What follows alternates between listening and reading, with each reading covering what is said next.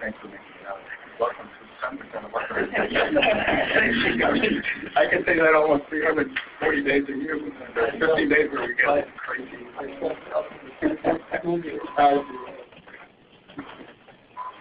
Not always sunny, sometimes it's foggy, but usually we do get some rain. A few times.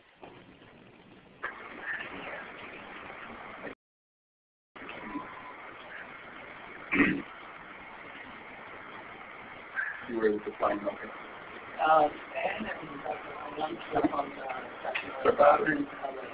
Okay. A little bit play with it.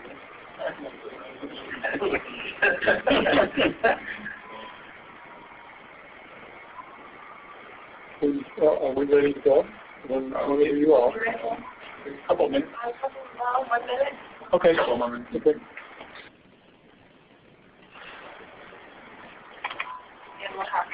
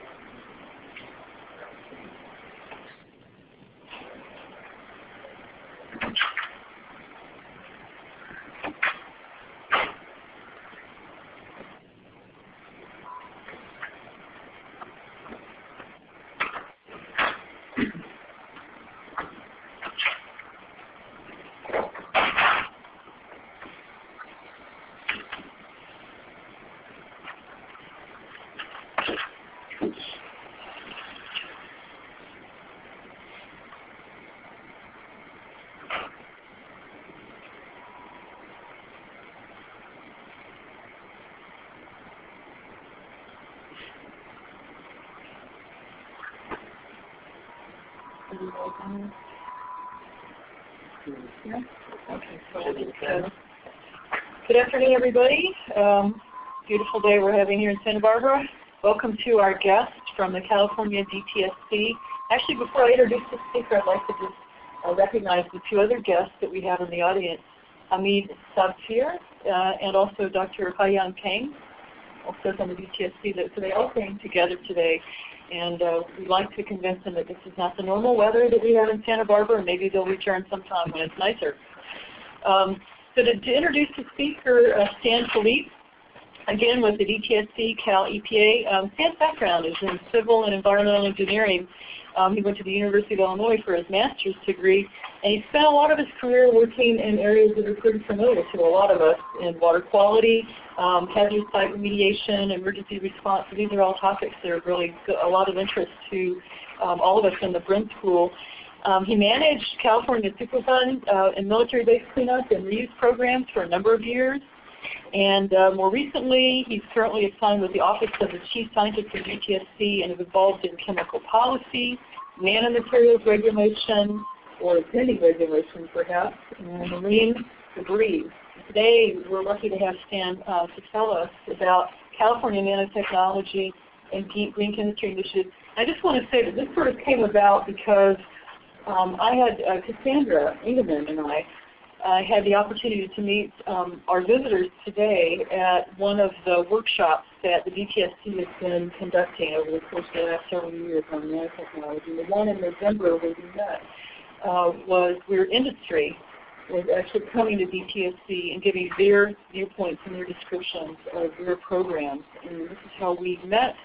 Our guests, having learned about the CEIN, wanted to come here and meet the CEIN and start to look for ways that they can engage with us in the center. So we're very glad you're here. Thanks for looking forward to your talk. Thank you.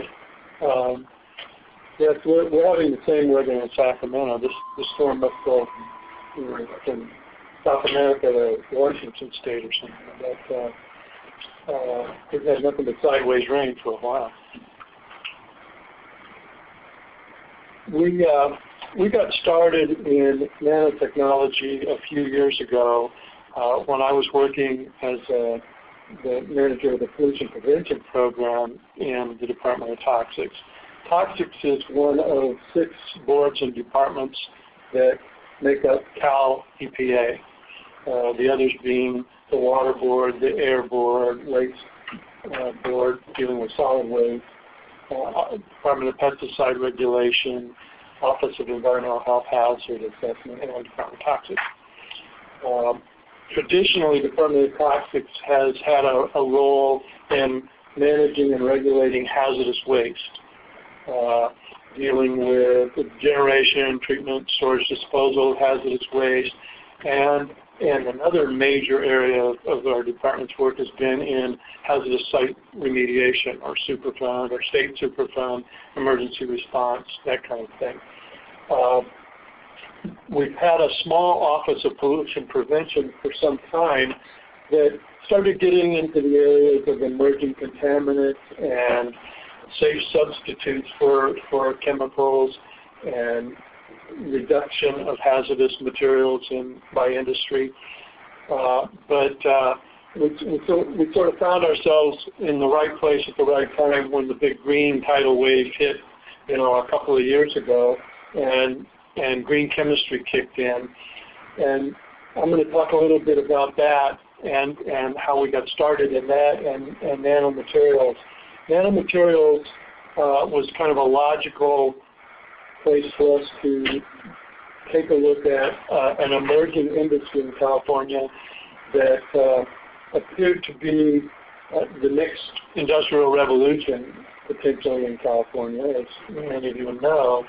And we thought it would be good to try to get in on the front end of such an industry so as not to repeat some of the problems that came along the last industrial revolution over in Silicon Valley and elsewhere, where we've got dozens of Superfund sites and billions of gallons of contaminated groundwater and hundreds of millions of dollars of cleanup and worker health issues. So we started having some staff start focusing on nanomaterials, and then the green chemistry program started kicking in. As a result of the legislature's repeated attempts to try to deal with chemical problems on a kind of a chemical by chemical basis. And somebody must have done the math a few years ago and figured out, well, let's see now, for 50 or 80,000 chemicals, we're doing this one law at a time, one chemical at a time. It'll take forever. We need a more comprehensive way.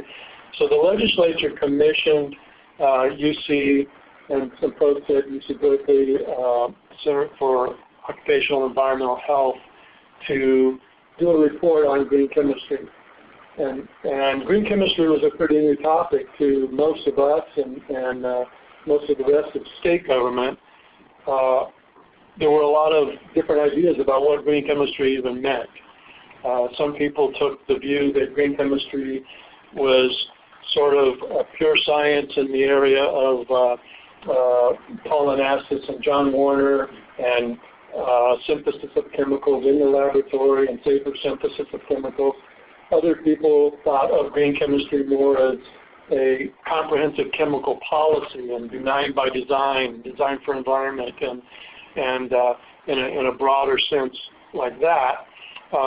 We didn't really bother with formulating an opinion of our own in particular. We just wanted to know where should California go with this new topic and what can the department do. As I said, we had traditionally dealt with managing hazardous waste.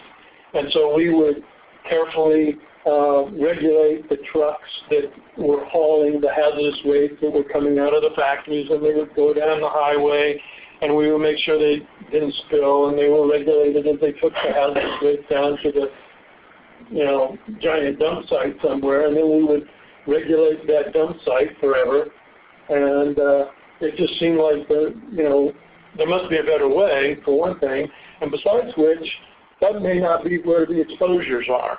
The exposures may be to the flame retardant in the carpet or something, which we weren't dealing with. So we decided that we needed a different approach, and that's kind of how we started down the path of green chemistry. Started working with Mike Wilson at UC Berkeley and the others, and my boss, Dr. Wong, Jeff Wong, who is the chief scientist for our organization, sorry he could not be here. He got called into a last-minute meeting on green chemistry with Cali, PA, and the department director today. He was the one that set us on a path of doing something with the nanomaterials industry, and he started making some relationship connections with the industry associations and the companies that are dealing with nanomaterials, as well as the universities. One of the things that we wanted to try to accomplish with our work in green chemistry was to follow through with what Mike Wilson's report on green chemistry a few years ago to the legislature said, which was that there was a data gap, a safety gap, and a technology gap. And so where we are with nanomaterials now and with our green chemistry program both are to try to get information into the marketplace. And one of the laws that was passed in 2006 was Assembly Bill 289. It gave Cali, PA, and the boards of departments the authority to require manufacturers and importers of chemicals in California to produce information on the chemicals that they make or import. The theory being that government does not have the money or the time to go and answer all of those unanswered questions about the chemicals. And so this law sat on the books for a couple of years before we decided to put it into play and use it first in the area of nanomaterials industry. There are other regulatory tools that have been passed in the last couple of years related to follow on to our green chemistry initiative, and I'll get into that. We're not nano experts, by the way. You guys are the nano experts.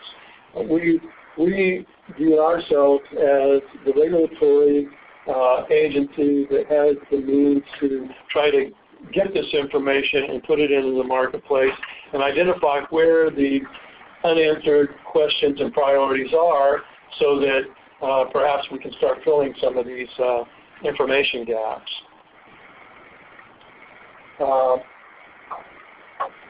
Obviously, we're in the area of nanomaterials for the reasons that you're well aware of. There are unknown hazards associated with nanomaterials, a lot of unanswered questions. We've looked at lab safety practices that are in place at some of the companies and universities, Department of Defense, and they, well, everyone's trying to do the right thing and be safe with nanomaterials. There still are some areas where there just isn't enough information. How do you detect nanomaterials in the workplace? How do you detect nanomaterials and releases to the environment? We're seeing nanomaterials in more and more products. If you go to the Wilson Center's inventory, you can see hundreds of nanomaterials in products right now. I think it's upwards of 1,000 in the inventory right now. And some of those are in products like cosmetics, sunscreens, textiles, fabric that go in the washing machine itself. And so it's going down the drains.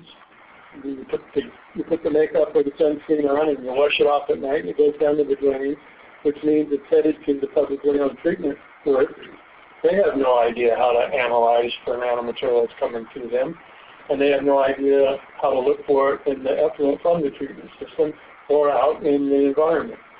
So some of those unknown freight and transport and analytical issues caused us to take a look at this new law in 2006 by Assemblymember Wilma Chan. It is a statute that now exists in the Health and Safety Code. It is essentially a mandatory information call-in. And at the time we started doing it, we were one of the few places where that kind of authority to require mandatory information was being put into play. EPA had some voluntary programs a few years ago and didn't get a whole lot of response out of that. They were glad to work with us because we had this requirement that we could impose, and that's where we are right now. Key points of Assembly Bill 289, it allowed us to request the manufacturer to submit information on the chemicals. It's a 365-day response period in the law. It applies to producers and importers. The definition of chemical substance is pretty much the same as chemical substance in federal law. And when we started to identify who should be involved in the first call-in of information, we looked primarily at those companies and universities, frankly, because there's no de minimis limit on this. There's nothing that says if you're only working with, micrograms in a research lab, you're exempt. It doesn't say that. It just says if you produce or import the chemical into California, then you're covered by this law. And we went for the companies that were dealing with pure carbon nanotubes first, because carbon nanotubes are some of the more common nanomaterials that are being used commercially, and because there have been citations of health and environmental issues related to carbon nanotubes, that we thought that it was a good place to start. We did not go into the areas of nano intermediates and composites and nano products at this time. We can do that, but we stuck to those industries and universities and companies dealing with pure carbon nanotubes as a chemical. Although this law, I want to just remind you, this law is not just limited to nanomaterials. It's for any chemical. The law has a number of steps or hoops that we have to go through as well as the industry. We had to identify who the manufacturers were and what kind of information was being sought in this chemical call-in. We had to look ourselves at state, federal, and intergovernmental databases. Those words are from the law. So we started amassing literature from wherever we could find it and built a pretty good database. The bibliography for our database is on our website. I'll give you the website in a while. But we built a biblio database on all this information. And the law requires that we not do this in a vacuum. We consult with chemical companies and other experts, universities, and the manufacturers, of course. We held several workshops before we sent out our demand letter last January, 363 days ago, as a matter of fact. So 2 more days until the responses are due. We won't be there, of course, because it's a Friday.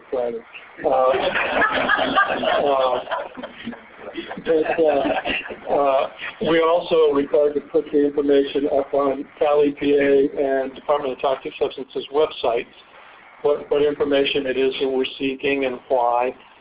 and we did that before making this formal demand. We also met with the manufacturers and the universities subsequently to talk about how is it coming along. Are there questions about what we're asking and why we're asking these questions? The law allows that we can maintain confidential business information. If a company wants to claim CBI, trade secret, we will protect that. We have other information that comes into our department and have for a long time, so we're used to doing that, provided that there's a good rationale for it. And we're organizing this information. It just started to come in. The first report came in from Stanford just before Christmas, I believe. And as I was in the lecture downstairs an hour ago, another report came in. A couple of them came in yesterday. And so, down to the wire, and everybody's starting to send it in. The information, once it comes in, we'll take a look at it, and we've got some work in place with UCLA to help us evaluate the information from the companies and the universities, and also to evaluate the process that we use in doing this. And then, of course, in keeping with trying to get this information in the marketplace, we're going to share the information. The responses from universities and companies will be posted on our website. What the law talks about in terms of what kind of information we can request, it says that we can request any of the following, but it's not limited to just that information, and that's an important distinction. I think possibly the authors of the bill wanted to avoid the big P word, and so you don't see the word toxicity in the law. It talks about getting information from the manufacturers. When I say manufacturers, the definition, again, means producers and importers. On analytical test methods for the chemical or metabolites, degradation products, in various matrices. Talk about the octanol water partition coefficient and bioconcentration factors. And it talks about other relevant information on fate and transport of that chemical in the environment. Those are the stated types of information that we can request from chemical manufacturers. So with that kind of framework in the law, we brainstormed among ourselves and with others what was the most relevant kind of information that we ought to be going after first.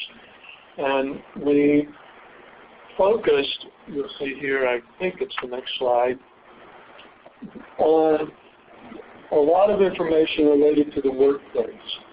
Now, these 6 bullets are the exact 6 questions or 6 types of information that our demand letter that we sent out January 22nd, 2009 to 26 companies that we identified as manufacturing nanomaterials or carbon nanotubes in California. And several of them are the major research laboratories and universities. So we asked about the value chain for the company, wanting to know what products do their materials go into and how much and who are their customers. And as you would expect, some of the companies are saying, well, that's confidential business information. They have to give it to us, but they want to keep it confidential. What sampling, detection, measurement methods are they using to monitor the chemical in the workplace and the environment? And we want descriptions of sampling, detection, QA/QC protocols, other, what do you do when you're looking for this stuff? Hamid and Hayang and I were talking in the car on the way over here today on the drive, and what you find is that in this new area, there's just a lot of vagueness in many of the protocols that are in place, and the lab safety and worker safety protocols.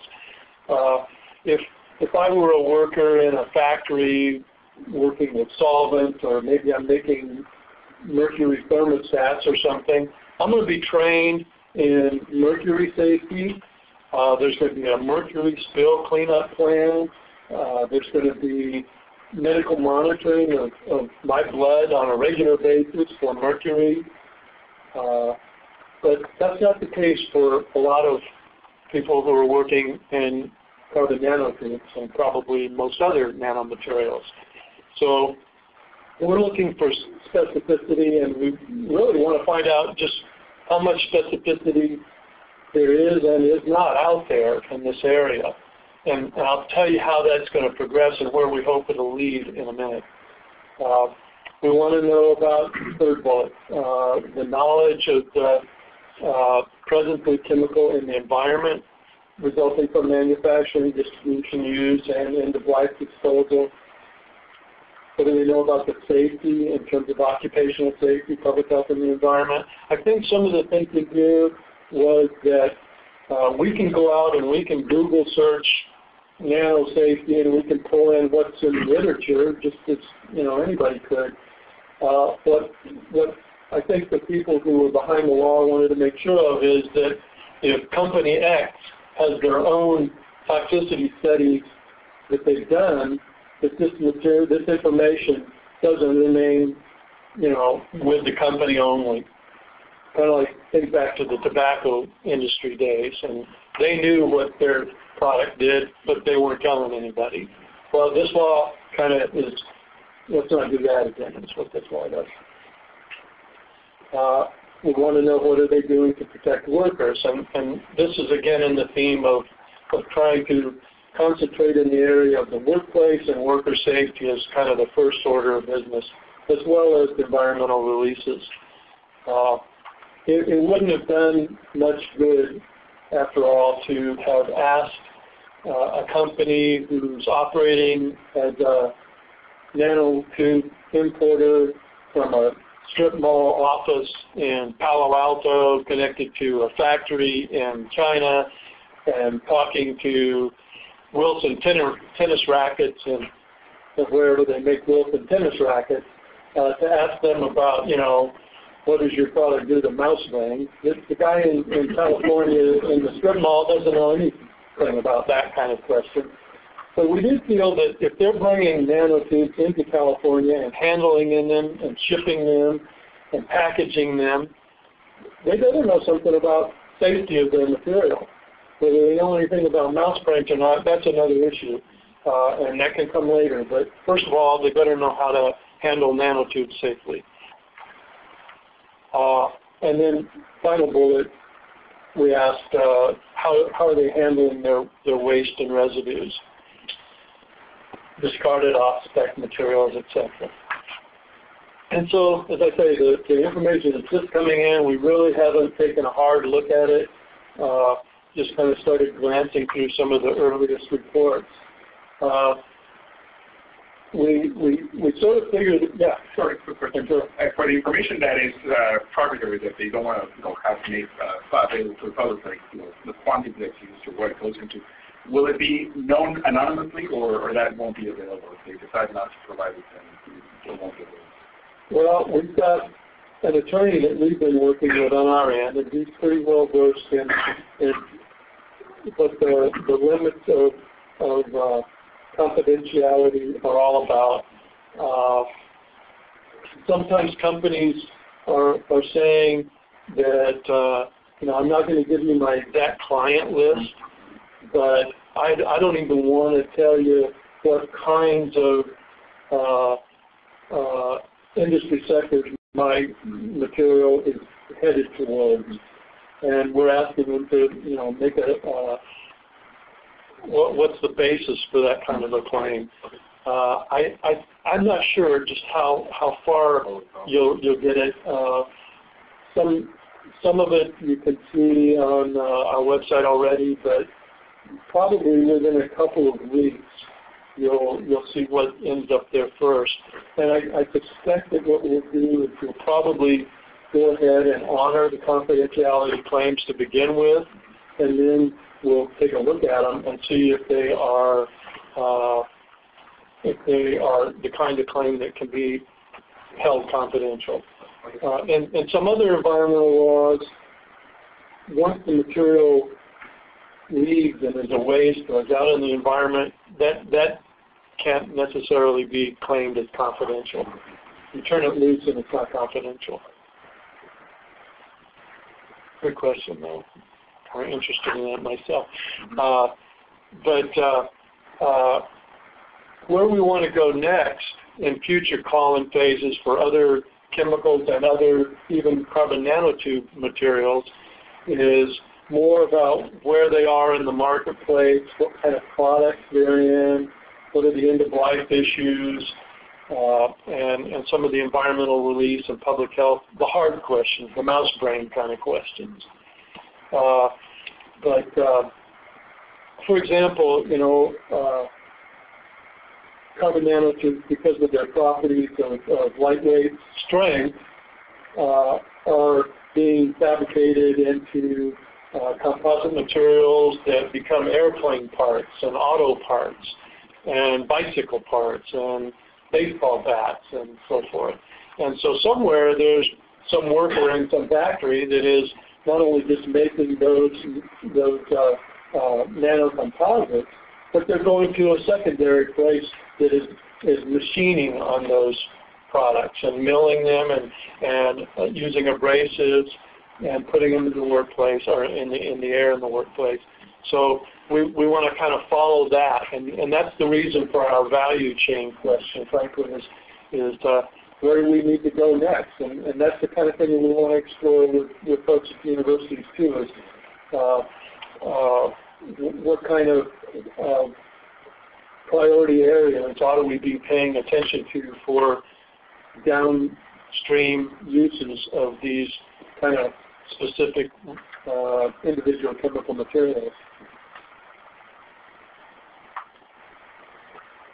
If you want to see where we're going with our call-in process, you kind of get some clues off of what we put on our website. Our starting point is to announce on our website that we are interested in a chemical. And that just means, put your antenna up and start watching if you make that chemical. Because our next statement may be that we intend to call in information on that chemical or focus on that chemical. And both of those things will always precede a formal request letter to the company that demands the information be submitted to us within 365 days. Since this is a new process, we're the only agency in Cali, PA that's pulled this trigger yet. And since the result is not even in yet, it's a little early to tell just how this process is going to work. I know that at least for one or two of the companies that have sent stuff in, 365 days is way longer than they really needed to send that material in. It could have been put together in a couple of hours. We didn't ask them to do any develop new analytical methodologies, although I think we have the authority to do that. We wanted to see what they already know. That was where our starting point was. What do you know about your material? Other nanomaterials of interest for possible call-in next, nano zinc oxide, titanium dioxide, silver, zero-valent iron, and cerium oxide. Cerium oxide is related to the automotive industry. Zero-valent iron is being used in groundwater treatment, for example, as an example of where you take a whole lot of something that you don't know a whole lot about and you start pumping it into the environment. Let's see what we need to know before we do too much of that. Nano silver is showing up everywhere, from football jerseys to socks and Tupperware and washing machines and clothes. Titanium dioxide and sunscreens, etc. I didn't have on the list, Hyun caught it, is aluminum oxide. So that's another material of interest. We may get into some other chemicals. We've thought about flame retardants, certain flame retardants. We're thinking about using the law to explore the fate and transport of polymer chemicals in connection with the ocean plastic marine debris issue. I just got an email from the guys who have been out checking the plastic in the gyre last year in California. Well, now they're on a 5-gyre tour. So Google up 5 gyres and see what the guys from Adelita, Marcus Erickson, and the guys are doing there. They're out in Bermuda right now, heading out into the Sargasso Sea. They're doing night trawls, and they're finding plastic every time they look out there. So it'd be nice to take some priority plastic chemicals and talk to the manufacturers in California that are bringing these chemicals in the form of plastic, and ask them to get involved with answering some of the questions on where does that water bottle go when it gets dumped in the alley with it. Okay, I'm going to switch gears and tell you just a little bit about the Green Chemistry Initiative. What's the timing on this? Okay, for a little long? Yeah, sure. Okay. Okay. The Green Chemistry Initiative, I kind of already set the stage on how we got going on green chemistry, and it grew into a full-blown initiative a couple of years ago.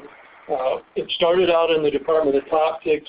Pretty soon it was sexy enough and interesting enough and became an environmental priority within the agency that the Cali PA Secretary saw that green chemistry and toxics and products and benign design and safer substitutes for chemicals was kind of a potential top priority legacy kind of an issue for the agency secretary, Brenda Adams, to become involved with, just as the previous secretary took on the climate issue. This was the next issue, and it became high enough priority that it's one of the governor's top priorities in the environmental area as well. And again, the goal here is to work with manufacturers to innovate and find safer and more environmentally benign chemicals and products. It relies on producer responsibility, try to find ways of creating incentives for the marketplace, try to move beyond reduce, reuse, and recycle, stay in tune with the original principles of green chemistry that Onassis and Warner postulated in their green chemistry book. The 12 principles of green chemistry, you can look those up if you want to know what they are. And start partnerships wherever we could in areas to further the whole idea of green chemistry. And we did a couple of reports in a couple of years. They're online. You can pull up these reports. Mention was made also of the symposia that we have done in the past. We've done now 5 on nano. Is that right? 5? Was that the 5th one that you were involved in, I think?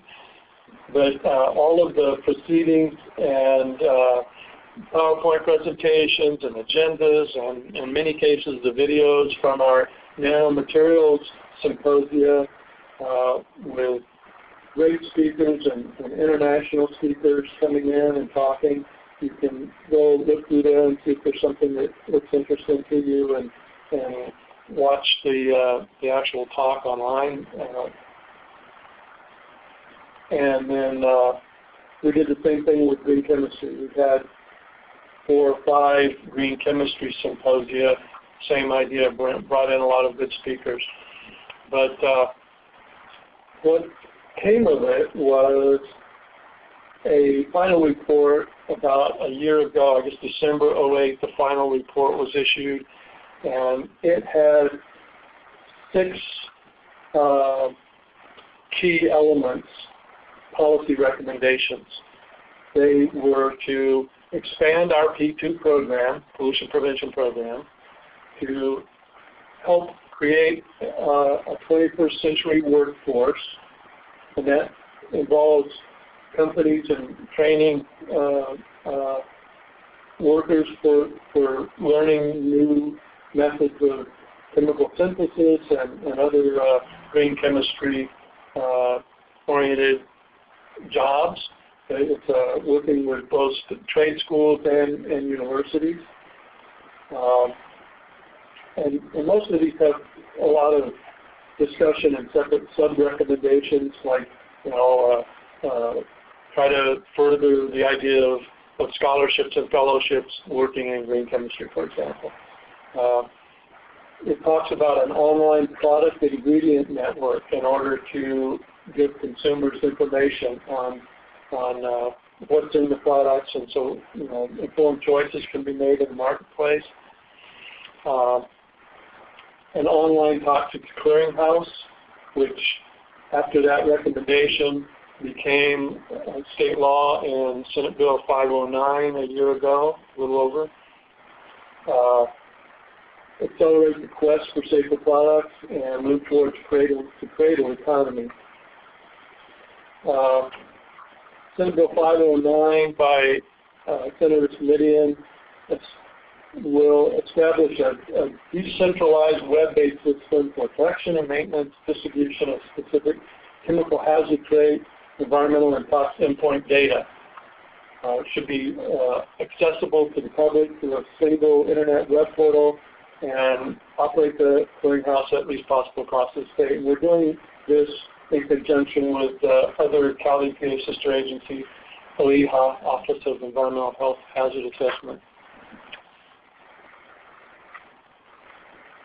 AB 1879 by Assemblyman Mike Fuhrer is to look for safer products. And so where we are there is putting together the regulations that will explain how to prioritize chemicals of concern and how manufacturers and chemical users will take a look at the chemicals they're using and evaluate safer substitutes for those chemicals.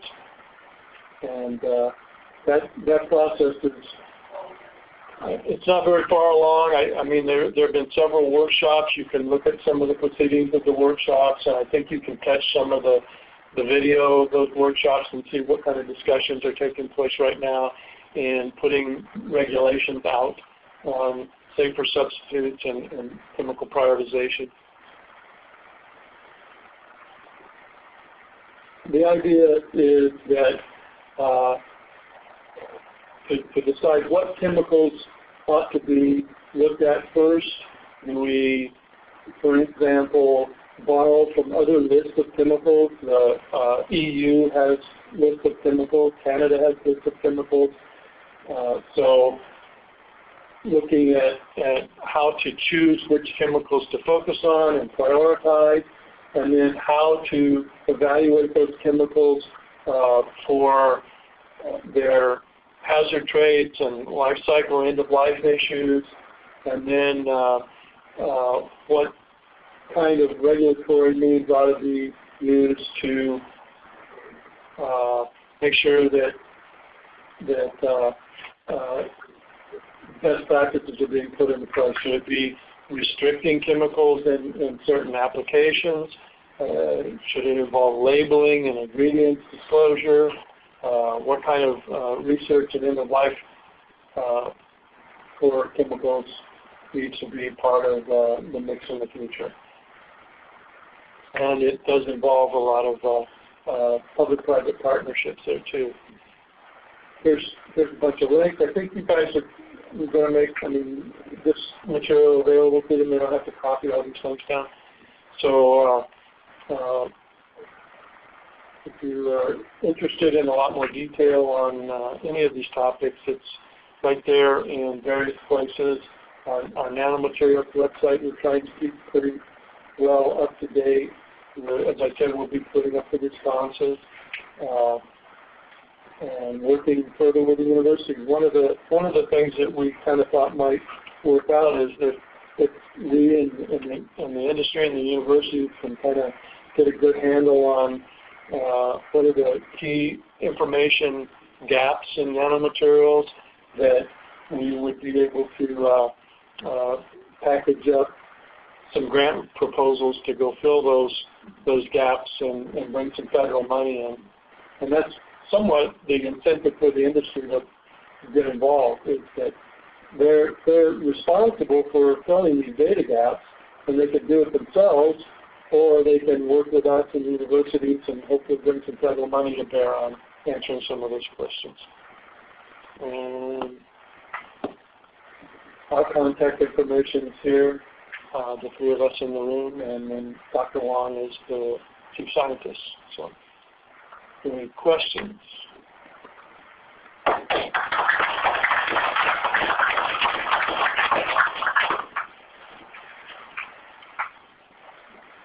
I'm very happy to see that the next ones on your calling are, most of them are materials that the center is working on, so zinc oxide, titanium dioxide, and cerium oxide, and the silver also is one that we're going to be moving to next soon, and aluminum oxide as well. So what's the timing for that calling? When do you think you'll be putting that? Well, I think that there will be some workshops and probably a call in on one or more of those chemicals this year, this calendar year. We're looking at getting something going in 2010 on that. Do you know any more? Well, first of all, we're trying to evaluate the response that we getting from the CMT calling. And based on that, we're reevaluating the question and to see how we're going to proceed. But as Ben says, we're going to try to hold more workshops, because one of the things we found out that some of the industries and academia, we need to kind of get together with them a lot earlier and hopefully help them along so that they can give us meaningful results. So as Ben said, we're thinking about summer of this year, but it could be later depending on the resource issue. But one thing I should say, we already started the process to meet with some of these companies. These companies we identified through the internet, and we have been out and visiting them, talking about 80-89 and the requirements, so they're not, all of a sudden surprised. And we want to keep working with folks like you all to make sure that we're looking at the right things too. What are the ones that have the most either commercial application and therefore are going to be out there the most, or that have the most health or environmental implications, and maybe the quadrant that has both of those things in it is the place to go first. Right. At least for carbon nanotubes, is the majority of the material that's coming into the state being imported into the state, or is it being manufactured here? What do you expect sort of the balance to be, the origin of at least that material? Well, most of the companies that are on the list are not manufacturing it in California. Is that right? Most of them are importing it. Now, your question is what's most of the material? And that's a good question. I hope we get some answers to that with the responses that we're doing tomorrow. A lot of what is being manufactured in the state, in the sense of the law, the term manufacturing, is in very small quantities in research labs, in the universities and in a few other places. In fact, some places probably that we didn't even send the letters to. And that's kind of one of the issues of the law, is that you send this letter out and you wait a year before you find out that, well, gee, I guess we should have asked company X, Y, and Z as well, because they're probably doing it too. Seems like a long time ago. Yeah. It seems like a very difficult job to locate on. Do you have any idea how many we may have missed or what you kind of? Dr. Tang did the initial cut of who the companies are, and I think there are probably some companies that are at least doing some research and who are importing the material, but we didn't find them. You don't get to know that as easily as just looking up business license at the Secretary of State's office or something like that. But Kenny probably has something to add. So you can see the companies like a growing potential like that, but not just their base. Every single company, if you see the CNT company, they have to give their website. Sometimes they don't deal with anyone with CNT, even though some companies, every single letter they deal with CNT, but when they reply to us, they don't have anything with CNT. So it's very changing very fast in this industry. So that's different. Maybe the point you said that we did the research on the Google some companies, they have a huge website that says they're making all these chemicals. Then when you actually research them, you find out they're just importing based on orders they get from universities or what have you. So it's not very accurate. And sometimes they tell you, well, our website may say CNT, but we really don't. I think some of them just aren't exactly used to being regulated and figure that they don't really have to answer. The follow-up to what you just mentioned is it sounds like there's also been some site visits in addition to the request for information. And how does that take place? Can you tell us a little more about that aspect of it? What we have done as a team, we have gone and contacted facilities, and again, our intention based on this law is not to go out and do any kind of enforcement. Our intention is to get information. So we make it very clear to these companies that we're there to inform them about this legislation and their responsibilities. And so they invite us in, and then when you go in there, like Stan said, someone at a little shop in a strip mall with a hood and a couple of people working. And so it's sometimes very interesting that the information that we saw based on the website, like the kind of activities involved, is not really true. But they're basically a lot of them are just telling us that they're, as far as environmental safety issues, is they're using the striped gloves and maybe even masks to protect their workers. But it doesn't go any deeper than that as far as workers' protection or whatever. But I think one thing about this law, and it's going to be evaluated later on, is to see whether we need to come up with something else to kind of encourage these manufacturers to maybe do more than right now or just give us the information we have. To maybe go out a little bit beyond and maybe collaborate and try to get that information. Well, if those first questions that you had on your list were really part of the call-in, then it seems like it would require a different level of effort. It would require at least 365 days to come up with the COW and bioconcentration factors and all these. Well, that's the language in the law.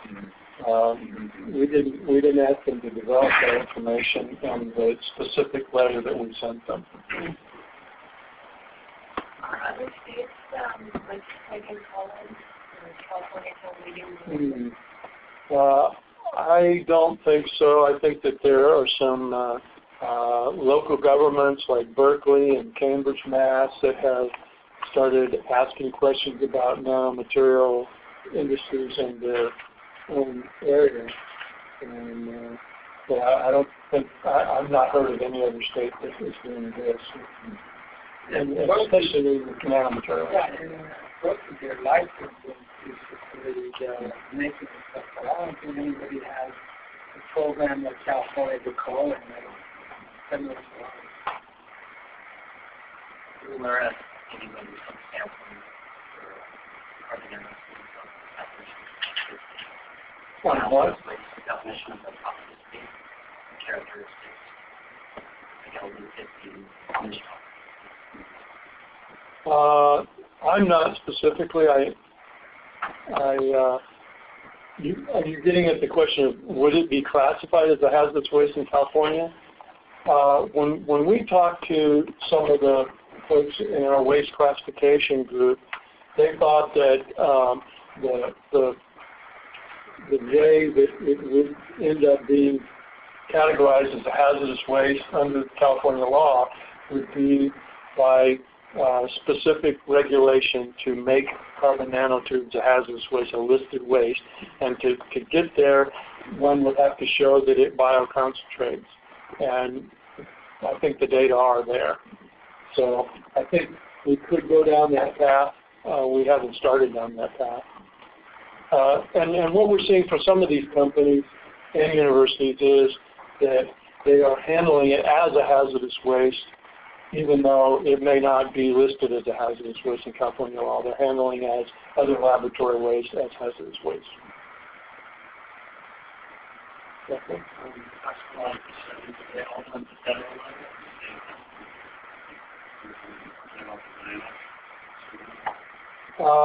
I think most of them are being done at the universities, and we don't have any tox studies under contract ourselves.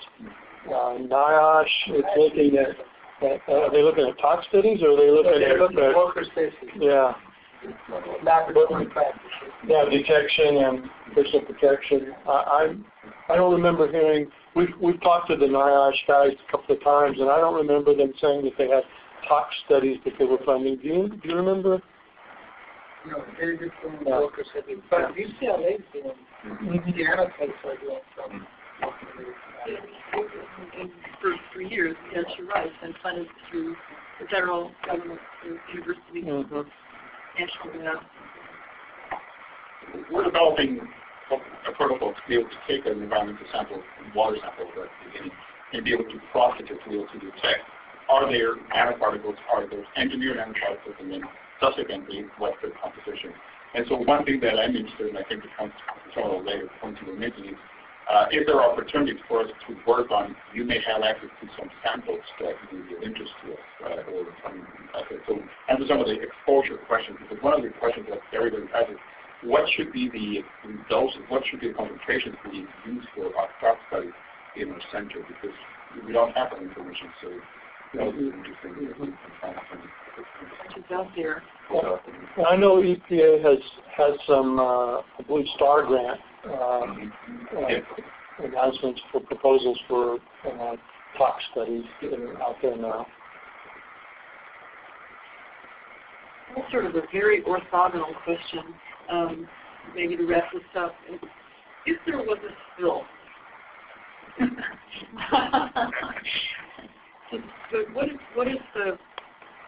what would be the approach?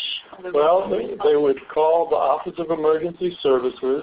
The Office of Emergency Services would call my wife and that's what she does. And she would say, she's got contractors that she can send out there that would have no idea what to look for or how to look for it. With carbon nanotubes, for example. Or if a building burned and the fire department had to get in there, you know. This kind of stuff is just... Right. I doubt if it's in any of the. It's not.